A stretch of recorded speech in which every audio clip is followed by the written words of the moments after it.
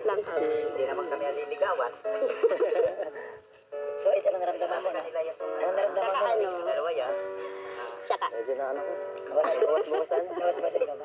nababas mo? Kapag naman kayo dyan, payag sila ano. Kasi Tsaka, payo. malaking achievements kay Ito yan. Payo na lang namin, ano. Pag may problema, yung magsabi kayo ng ano. Personal. Sila lang dalawa nakakaalam. Gusto nga eh. Mahirap yung nanguhula kaming dalawa. Kahit walang vlog nagsasama.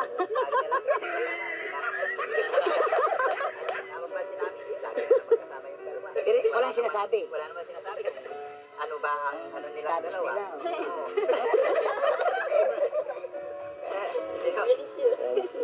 Nanguhula. Mula lang ay.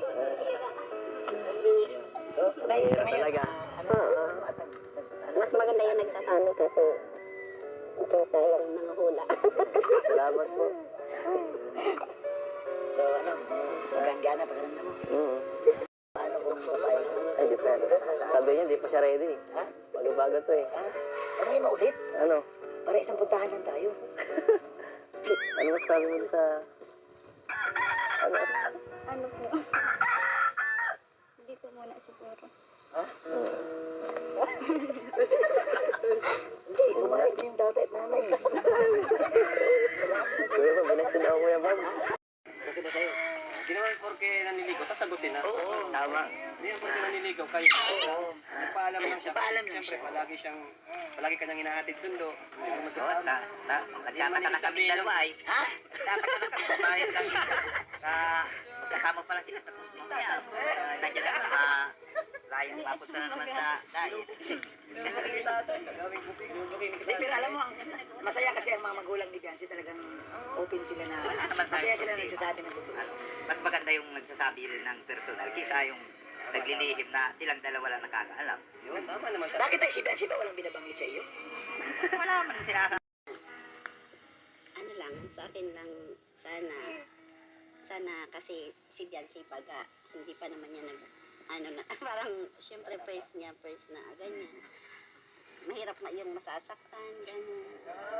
So na ang ibig mo sabihin, ingatan ni Ido. Sana ingatan niyo yung, Ano masabi mo, Ins? Ha? Ano masabi mo? Ano masabi ko? Siyempre, hindi naman sasaktan. Saka, friends pa lang daw eh. Wala pa eh. Hindi naman. Ikaw, Tay, anong message mo kay Ido? Dahil narinig mo yung may watig ni Ido sa'yo.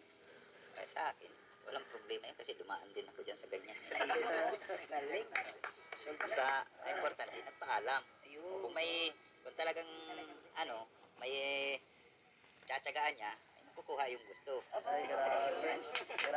Pero pag hindi, kumbaga sa kung hindi mahalaga, hindi yan magtsatsaga. Ay, ganun lang ang dyan. Tama ka naman.